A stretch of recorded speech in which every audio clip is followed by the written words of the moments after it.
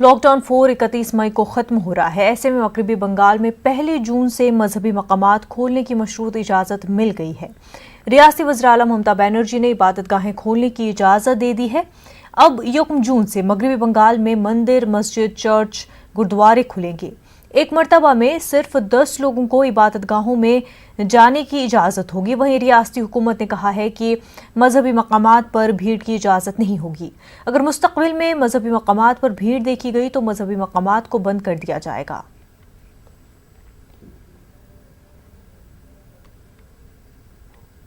मध्य प्रदेश में कोरोना के मरीजों में इजाफा जारी है। सूबे में मरीजों की तादाद बढ़कर 7,710 हो गई है। कोरोना से अब तक 326 लोगों की मौत हो चुकी है। वहीं कोरोना बीमारी से अब तक 4,255 लोग सेहतमंद हो चुके हैं।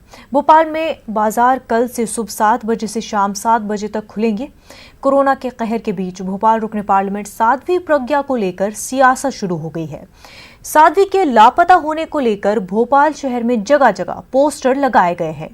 संस्कृत बचाओ मंच ने इस मामले को संजीदगी से लेते हुए पोस्टर लगाने वालों के खिलाफ भोपाल के टीटी नगर थाने में शिकायत करते हुए सीसीटीवी फुटेज की बुनियाद पर कार्रवाई करने का मुतालबा किया है। वहीं कांग्रेस ने भी भोपाल के रुकने पार्लियामेंट को कि कोरोना लॉकडाउन में अवाम के बीच न होने पर चुटकी ली है।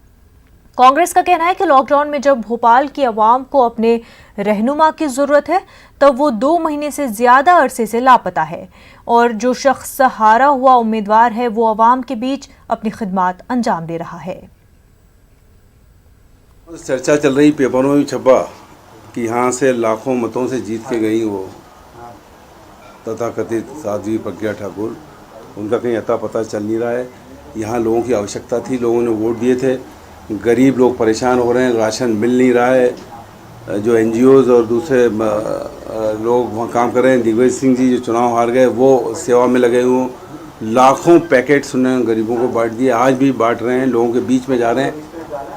तो ये कहाँ है गायब? सही पूछ रहा है जो पोस्टर जो लगा है, सही पूछ रहे हैं पूछने वाले कि आखिर कहाँ है और कहाँ। साध्वी हो तो मंदिर की बात कर देते कि पुजारियों की बात कर देते कि इनको पैसा दे दो 10-10 हज़ार रुपये पुजारियों को। न मंदिर खोलने की बात की, न पुजारी की बात की, न धर्म की बात की, और अपने आप को धर्म के ठेकेदार बताते हैं लोग। और लंबी लंबी बात जनता के बारे में की थी, ये कर देंगे वो कर देंगे, लेकिन 2 महीने से ज़्यादा सांसद गायब हो जाए, मैं समझता हूँ कि बहुत बड़ा क्वेश्चन मार्क। शहरी तरमीमी कानून के खिलाफ मुल्कगीर तहरीक में नुमाया किरदार अदा करने वाले तलबा लीडरान पर पुलिस की कार्रवाई बदस्तूर जारी है। अलीगढ़ मुस्लिम यूनिवर्सिटी तलबा यूनियन के साबिक काबीनी रुकन AMU में चली तहरीक के अहम रुकन तलबा लीडर फरहान जुबैरी को अलीगढ़ पुलिस ने आज गिरफ्तार कर जेल भेज दिया। तलबा लीडर फरहान जुबैरी पर 7 मुकदमा दर्ज है। AMU तलबा लीडर की गिरफ्तारी की जहां SP अभिषेक ने तस्दीक की, वहीं AMU के तलबा लीडरान में गिरफ्तारी को लेकर इश्तियाल है और उनका कहना है कि AMU तालिब इल्म को बगैर यूनिवर्सिटी इंतजामिया को मुतल्ला किए गिरफ्तार किया जाना गैर मुनासिब है। आज थाना सिविल लाइन द्वारा फरहान जुबैरी नाम के एक व्यक्ति की गिरफ्तारी की गई है जो कई अभियोगों में वांछित चल रहा था। 15 दिसंबर को जो AMU में कानून व्यवस्था संबंधी घटना हुई थी उसमें तथा अन्य 6 अभियोगों में इनकी गिरफ्तारी की गई और इसके अतिरिक्त थाना सिविल लाइन पर करीब 11 अभियोग फरहान जुबैरी के विरुद्ध पंजीकृत हैं। मेरा नाम मोहम्मद आरिफ खान है। मेरे प्रॉक्टर ऑफिस आने की वजह सिर्फ ये है कि हमारे पूर्व कैबिनेट अलीगढ़ मुस्लिम यूनिवर्सिटी के फरहान जुबैरी जो CA NRC MPR के प्रोटेस्ट में शाना बशाना खड़े हुए थे और बुलंदी के साथ अपनी आवाज़ को बुलंद कर रहे थे, फ़कत इस देश के उस अम्बेडकर के कानून को बचाने के खातिर अपने ऊपर मुकदमे लगवाए और ना जाने पुलिस ने और अलीगढ़ मुस्लिम इंतज़ामिया ने उनके ऊपर तरह तरह के मुकदमे लगाए, जिसके तहत आज उन्हें उठा लिया गया मड्राक से। हम लोग सिर्फ यहाँ से एक अपील करना चाहते हैं कि उन्हें जितनी जल्दी हो सके उतनी जल्दी रिहा करें। और हम आपको ये चीज़ कहना चाहते हैं कि बोनाफाइड अलीगढ़ मुस्लिम यूनिवर्सिटी का स्टूडेंट कोई भी हो वो बिना प्रॉक्टर की इन्फॉर्मेशन के नहीं उठाया जा सकता। तो ये पुलिस ने, अलीगढ़ पुलिस ने आज एक शर्मनाक हरकत की है जिसका हमें खेद है। मुल्क में जारी लॉकडाउन के दरमियान हर आम खास परेशान है। वहीं अब वो परेशानियां भी सामने आ रही हैं जो नहीं आनी चाहिए थी। महकमा बिजली की जानिब से बगैर रीडिंग के बिजली बिल रवाना किए गए हैं जिसमें बहुत खामियां मिल रही हैं। बिल की मज़कूरा खामियों को लोग परेशान है। अलीगढ़ में भी बिजली के बिलों में खामियां जबरदस्त पैमाने पर उजागर हुई हैं, जिसको लेकर सुबह से ही बिजली घरों पर लंबी कतारें लग चुकी हैं। अफसरान भी गलती को तस्लीम कर रहे हैं, लेकिन जबरदस्त गर्मी में सार्फिन महकमे की लापरवाही के सबब परेशानियां उठाने को मजबूर है। ज़्यादा लग के नहीं आ रही हैं जी। ये लॉकडाउन होने की वजह से जी पिछले 2 महीने का लगभग बिल प्रोविजनल बनाया गया है जी। सिस्टम द्वारा जनरेटेड बिल है ये, जिसमें कि जो प्रीवियस मंथ की रीडिंग थी उसी के एवरेज के हिसाब से जो है बिल बनाया गया। मैं यहाँ पर पहली बार नहीं आई हूँ, मैं पिछले 5-6 दिन से आ रही हूँ। कभी एसडीओ साहब नहीं मिलते हैं, कभी जेई साहब, कभी एई साहब नहीं मिलते हैं। मेरी प्रॉब्लम ये है कि मेरी 2020 जनवरी से लगातार जो रीडिंग का आंकड़ा है वो 41, 42, 39, 41, ठीक है। इन्होंने अप्रैल के मंथ में मुझे ऑनलाइन मैसेज भेजा 390 रुपए का, लेकिन 41 रीडिंग का जो बिल था सारे चार्जेस लगाकर इन्होंने, जब मैंने क्योंकि जमा नहीं किया, क्योंकि मुझे रसीद नहीं दी गई थी, इसीलिए मैंने जमा नहीं किया और लॉकडाउन का मैंने पालन किया, नहीं निकली मैं घर से बाहर। सीपीएम ने कर्नाटक के वजीर सेहत डॉक्टर के सुधाकर और मेडिकल और एजुकेशन मिनिस्टर बी श्रीरामुलु पर करप्शन के इल्जामात लगाए हैं और उनके इस्तीफे का मुतालबा किया है। सीपीएम का कहना है कि एक जानिब अवाम कोरोना से परेशान है, तो वहीं बीजेपी के मिनिस्टर्स अवाम को लूटने का मंसूबा बना रहे हैं। इस ज़मीन में सीपीएम ने गुलबर्गा डीसी ऑफिस के रूबरू एहतजाज भी किया। मामले की तहकीकात के लिए असेंबली स्पीकर के इनकार को भी सीपीएम ने गैर आईनी करार दिया। सैनिटाइजर का रेट 50 रुपए रहे तो 400 रुपए लगाए। 50,000 का एक सैनिटाइजर का रेट और 400 रुपए। ये गाउन हाथ में डालने का ये ग्लव्स है ना, उसको एक ना 20 रुपए का ग्लव्स को उसका है ना 200-300 रुपए लगाया, रेट लगाया। उसके साथ में कंटेनर 16 साल पुरानी कंटेनर है, ये वेंटिलेटर है, 16 साल पुराना वेंटिलेटर है। 16 साल पुराना वेंटिलेटर इन्हों परचेज करे। जो चीना से जो आए हुए सामान वो गलत है, बल्कि सारा देश भर में उनका नहीं लिए, वो घोटाला करे से उसमें लिए है। कोरोना वबा पर काबू पाने के लिए पुलिस पूरी तरह से मुस्तैद हो चुकी है। शहर के ताल्लुकात से बड़े पैमाने पर नाकाबंदी जारी है। दौलताबाद घाट में बड़े पैमाने पर गाड़ियों को रोककर चेक किया गया। पुलिस एहलकारों का कहना है कि लोगों को अपने घरों में रखने के लिए इस तरह की कार्रवाई जरूरी है। वाज़ेह है, पिछले 2 महीनों में दौलताबाद घाट में 1000 से ज़ायद गाड़ियों का चालान किया गया है।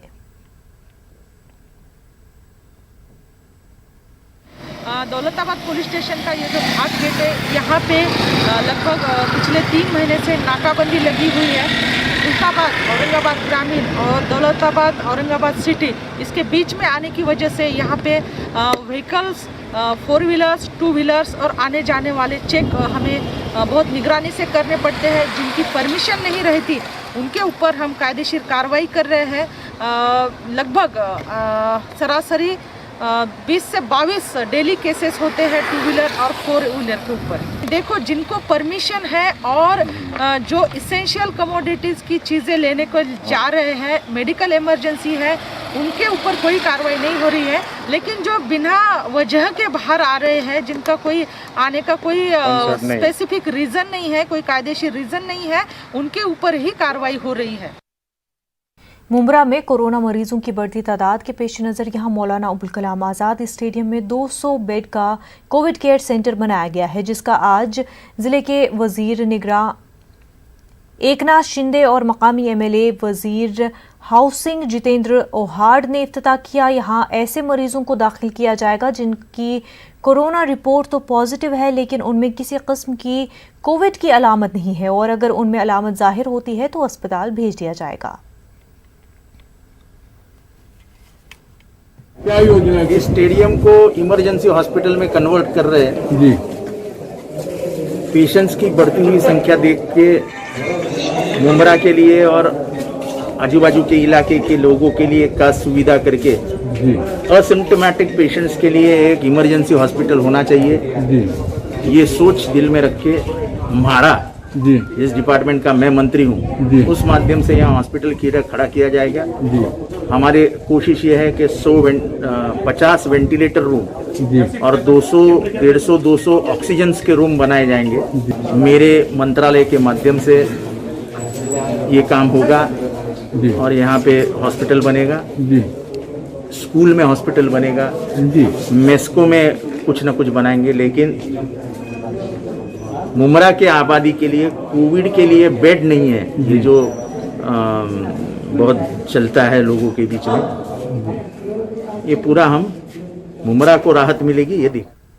कर्नाटक में कोरोना के केसों में दिन ब दिन तेजी से इजाफा देखा जा रहा है। आज कर्नाटक में रिकॉर्ड तोड़ 248 केस दर्ज किए गए, जिसके साथ ही पॉजिटिव केसों की तादाद 2781 हो गई है।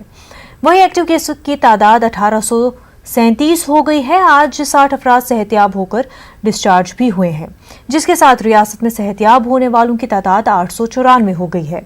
कर्नाटक में कोरोना से 50 अमवात भी दर्ज की गई हैं। आज के केसों में सबसे ज्यादा 62 मामले रायचूर में सामने आए हैं।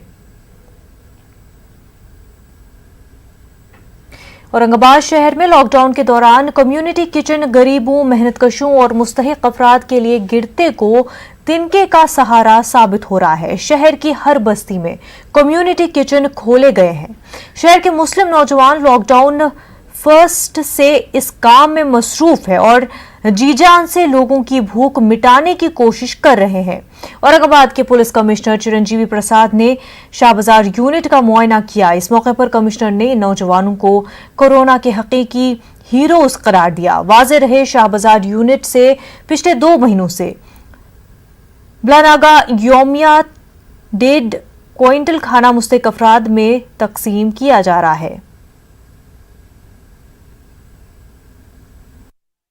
Aurangabad education and welfare society, जिसमें फ़हाद साहब हैं, इमरान साहब हैं और इनके कई साथीदार हैं, मैं इनका अभिनंदन करता हूं, इनको कॉन्ग्रेचुलेट करता हूं, क्योंकि इनकी जो कमिटमेंट है गरीब लोगों के लिए डेली 1.5 क्विंटल के आसपास के अनाज का पुलाव बना करके जो ज़रूरतमंद लोग हैं उनको वाटप करते हैं, ये एक बहुत बड़ी बात है। और इस चीज़ को सिर्फ 1-2 दिन नहीं, इन्होंने कई वर्षों से चालू रखा है। और आज अभी इस वक्त एक बड़ी खबर सामने आ रही है। दिल्ली एनसीआर में जलजले के झटके। दिल्ली एनसीआर में जलजले के झटके महसूस किए गए हैं। अहम खबर इस वक्त आपको बता रहे हैं। नाजरीन, दिल्ली एनसीआर में जलजले के झटके महसूस किए गए हैं। मजीद तफसीलात का भी इंतजार है। ताजा अपडेट जो मिल पा रहे हैं, दिल्ली एनसीआर में लोगों ने जलजले के झटके महसूस किए हैं।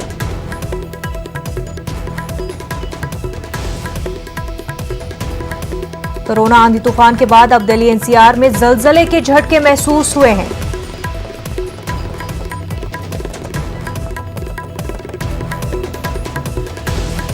इससे पहले भी जलजले के झटके दिल्ली एनसीआर में महसूस किए गए हैं।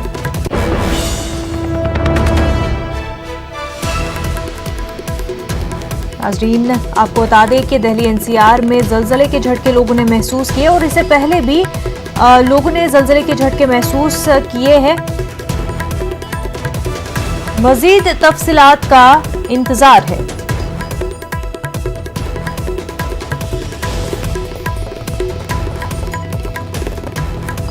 दिल्ली एनसीआर में जलजले के झटके, मजीद तफसीलात का इंतजार। अजमेर के दरगाह बाजार में आज जब लॉकडाउन में राहत मिलने के बाद दुकानों को खोला गया तो दुकानों में मौजूद मिठाई और दीगर सामान खराब पाए गए। दुकानदारों को पहले ही लॉकडाउन के सबब दुकानें बंद रखने की वजह से नुकसान उठाना पड़ रहा था और अब जब दुकानें खुली तो सामान खराब होने से उन्हें दोहरी मार झेलनी पड़ेगी। वहीं अजमेर दरगाह पर आने वाले ज़ायरीन के सबब इन दुकानों में चमक रहा करती थी, लेकिन लॉकडाउन की वजह से ज़ायरीन के दरगाह पर आने पर पाबंदी आयद है, जिससे दुकानदारों में मायूसी छाई हुई है। कई दुकानों में जैसे सोनलवा है, मिठाई है, कई ऐसी चीज़ें जो खाने पीने की कईयों के दुकानों के अंदर पड़ी रह गई। इस दुकानदारों का लाखों रुपए का नुकसान हुआ है। सोनलवा ख़राब हो गया, मखाने ख़राब हो गए, चूहों ने थैलियाँ कुतर दी। कई दुकानदारों को परेशान, रेडीमेड वालों को भी हुआ है, चूहों ने दुकानों के अंदर माल कुतर दिया। ये किराने की दुकानें, इनका नुकसान हो गया क्योंकि ये बेचारे आए नहीं तो 2 महीने के अंदर 2.5 महीने जो भी हुए इतना लॉकडाउन हुआ, उसके दौरान चूहों ने खूब आतंक मचाया दुकानों के अंदर और कई लाखों रुपए का नुकसान हुआ दुकानदारों का। कर्नाटक में ऑटो ड्राइवर के लिए रियासती हुकूमत ने 5,000 रुपए की माली मदद देने का ऐलान किया है। इस ज़मन में आम आदमी पार्टी के मकामी लीडर ऑटो ड्राइवरों की रहनुमाई कर रहे हैं। ऑनलाइन दरख्वास्त फॉर्म भरने, दस्तावेजात को दुरुस्त करने और दीगर मामलों में ऑटो ड्राइवरों की मदद कर रहे हैं। आम आदमी पार्टी के लीडर अयूब खान ने कहा कि हुकूमत ने राहत पैकेज में सभी ऑटो ड्राइवर को शामिल नहीं किया है। बेंगलुरु में एक ऑटो रिक्शा के लिए 2 या 3 ड्राइवर भी ड्यूटी करते हैं, लेकिन हुकूमत का ऐलान सिर्फ एक ऑटो रिक्शा एक ड्राइवर के लिए है। इससे कई ऑटो ड्राइवर हुकूमत की इमदाद से महरूम हो सकते हैं। हमने तो दिल्ली में सुना था कि अरविंद केजरीवाल की जो सरकार है, जो आम आदमी पार्टी की जो सरकार से सबसे पहले जो है इन्होंने दिए, किस लिए दिए बोले तो ये डीएल के ऊपर दिए। मगर इधर की सरकार जो है कर्नाटक की, अपने को पता चला तो हमने कानून का दरवाज़ा जो है खटखटाया। येडियुरप्पा जी के पास गए और उनसे रिक्वेस्ट करे। क्या रिक्वेस्ट करे बोले तो देखो ऑटो वाले को इधर बैच के ऊपर दीजिए। मगर येडियुरप्पा की सरकार ने क्या की, ये बैच के ऊपर तो दे रहे हैं, मगर क्या है तो एक गाड़ी पे एक दे रहे। ये तीतर बटर के जैसा हो गया, ना इधर मिल रहा है ना उधर मिल रहा है। डीएल वाला जो है 2 शिफ्ट चलाता है तो 2 गाड़ी कहां से लाएगा। इधर खाली दिन को तारीख के पर तारीख बोल रहे हैं, मगर हमना नहीं मिल रहा है पैसा। क्या सब क्या बोल रहे हैं, क्यों नहीं मिल रहा है पैसा? मालूम नहीं, देती हैं और को बोल को सैंक्शन किया है, मगर आज देती हैं, सबान देती हैं, 20 तारीख को देती हैं। ऐसा डेट के ऊपर डेट जा रहा है, मगर पैसा तो। महाराष्ट्र के वजीर दाखिला अनिल देशमुख इन दिनों विदर्भ के दौरे पर है। दौरे के दौरान अमरावती पहुंचे अनिल देशमुख ने जिला कलेक्टर दफ्तर में आला अफसरान के साथ मीटिंग की। इस मीटिंग में अनिल देशमुख ने कोरोना से बचने के लिए उठाए जा रहे इक़दामात का जायजा लिया और अफसरान से अपील की कि एहतियाती तदाबीर के साथ अपने फ़राइज़ अंजाम दें।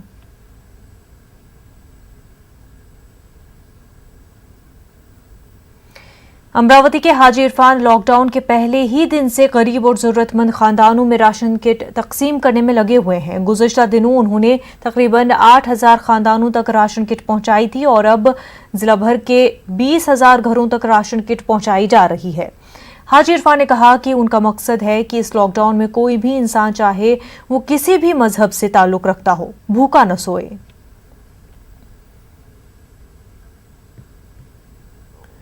भोपाल में तालीम हासिल कर रहे मगरबी बंगाल और बिहार के तलबा की 3 बसें आज रवाना हो गई हैं। भोपाल में कांग्रेस के एमएलए आरिफ मसूद ने अपनी मसाई जमीला से 3 लग्जरी बसों में बिहार और बंगला के तलबा को रवाना किया है। बस रवाना होने से मुफ्ती फयाज आलम ने दुआ करवाई। इसके बाद बस मंजिल की जानिब रवाना हुई। भोपाल के मुस्लिम एमएलए आरिफ मसूद ने इस मुश्किल वक्त में सियासत करने पर बरसर इक़्तिदार जमात को सख्त तनकीद का निशाना बनाया है। वहीं तलबा ने आरिफ मसूद को दिल से दुआएं दी।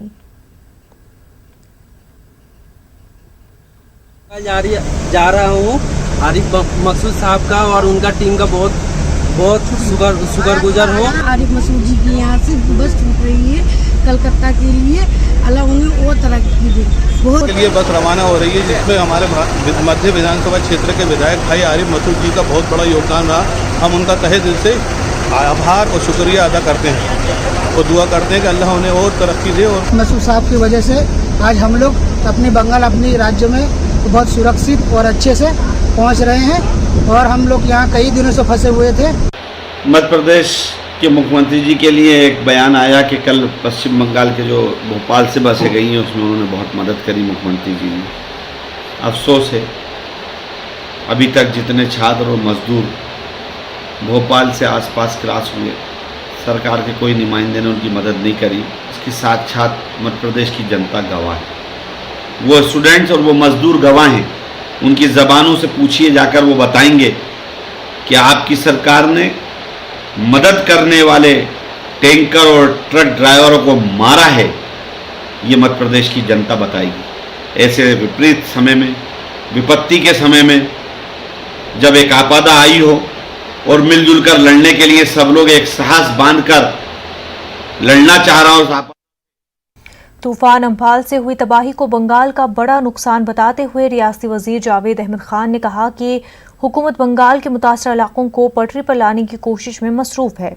उन्होंने तबाहाल बंगाल में राहतकारी के कामों के ऐलानात पर अमली इक़दाम किए जाने की ज़रूरत पर जोर देते हुए कहा कि इन हालात में भी बीजेपी सियासत कर रही है। उन्होंने कहा कि पहले मरहले में तबाहाल मकानात की तामीर के लिए 20,000 रुपये जारी करने का भी इरादा जताया। बड़ी बात है कि ये जो तूफान है 100 साल का तो बंगाल के हिस्ट्री में इतना बड़ा तूफान नहीं है, जिसका विंड स्पीड था खासकर कलकत्ता में 130 से 50 किलोमीटर के लगभग, और सुंदरबन में वो 185 से 90 किलोमीटर के स्पीड में 200 किलोमीटर के स्पीड में था। सबसे ज़्यादा नुकसान अगर हुआ है तो सुंदरबन में हुआ है, उसके बाद कलकत्ता और उसके पूर्व मेदिनीपुर और दोनों 24 परगना में हुआ है। यहाँ पर मैं ये कहूँगा कि आबादकारी और जो राहत का काम जो चल रहा है, यहाँ हमारे प्राइम मिनिस्टर आए थे नरेंद्र मोदी साहब, आके घूम के चले गए हैं। बिहार की मुस्लिम तंजीमों ने अक़लियती फलाह की स्कीमों को ज़मीन पर उतारने का हुकूमत से मुतालबा किया है। दरअसल लॉकडाउन के दरमियान हुकूमत का काम शुरू है, ऐसे में अक़लियतों से ताल्लुक़ मंसूबे के निफाज की मांग शुरू हो गई है। ऑल इंडिया मिली काउंसिल के मुताबिक अक़लियती कर्ज स्कीम की रकम महकमे अक़लियती फलाह में पड़ी रह जाती है और खर्च नहीं हो पाती। काउंसिल के नायब सदर ने कहा कि अभी मौका है मजदूरों को खुद कफील बनाने के लिए कर्ज स्कीम के तहत उन्हें फौरी तौर पर कर्ज मुहैया कराया जाए। देखिए, ये बीमारी जैसा कि दुनिया के माहिरीन और डॉक्टर कह रहे हैं कि ये तो जल्दी जाने वाली नहीं है और बहुत सारी बीमारियों की तरह ये बीमारी भी रहेगी। तो इसका वाहिद इलाज जो है एहतियात है, अपनी दिफाई ताकत को बढ़ाना है। बिहार में उर्दू मुलाजमीन की बहाली का मुतालबा जोर पकड़ रहा है। दरअसल उर्दू डायरेक्टोरेट की जानिब से 1500 से ज्यादा उर्दू मुलाजमीन की बहाली होनी है। इस ताल्लुक से गुज़िश्ता माह इम्तहान होना था, लेकिन लॉकडाउन के सबब इम्तहान मनसूख कर दिया गया। अब एक बार फिर से उर्दू मुलाजमीन के मसले को हल करने की मांग की जा रही है। उधर इस मामले पर उर्दू डायरेक्टोरेट के डायरेक्टर इम्तियाज अहमद करीमी ने भरोसा दिलाया है कि बिहार असेंबली इंतखाब से पहले उर्दू मुलाजमीन की बहाली का मसला हल किया जाएगा। तो अच्छी बात थी कि उर्दू डायरेक्टरेट की तरफ से 1509 वैकेंसी आई थी और स्टाफ सिलेक्शन कमीशन की तरफ से फॉर्म भी भरा लिया गया था और मुकम्मल हो गया था, और अब तक तो एग्जामिनेशन हो जाना चाहिए था, लेकिन इस कोरोना की वबा ने सबको मुतासिर किया। उर्दू दुनिया के मारूफ अदीब तंज़ो मिज़ाह निगार मुश्तबा हुसैन के इंतकाल से उर्दू के हलकों में मातम की लहर छा गई है। नांदेड़ अदबी हलकों में भी मुश्तबा हुसैन के इंतकाल पर शदीद रंजो मलाल का इजहार किया जा रहा है। मुश्तबा हुसैन के इंतकाल पर नांदेड़ की अदबी शख्सियात ने उन्हें याद करते हुए अपने अपने तासुरात पेश किए हैं। साहब की मिजाज की खुसूसियत थी कि वो अदक ज़बान इस्तेमाल नहीं करते थे, बहुत ही सीधी सादी और जो बोलचाल की ज़बान थी वो उसमें जो है वो अपना मिजाज लिखा करते थे, और यानी उनकी खुसूसियत रही है कि वो मंजर निगारी भी बड़ी अच्छी तरह पेश करते थे, और जो है किसी का खाका लिखते हैं तो वो उस साहिब खाका की तस्वीर हमारे जैसे गोया मुजस्सम बनकर वो हमारे सामने आ जाता था, और यही खुसूसियत उनके तंज़ो मिज़ाह निगारी के जो के लिए लोग जो है उसके शायख बनते गए। खास बात इंडिया में फ़िलहाल इतना ही। आदाब।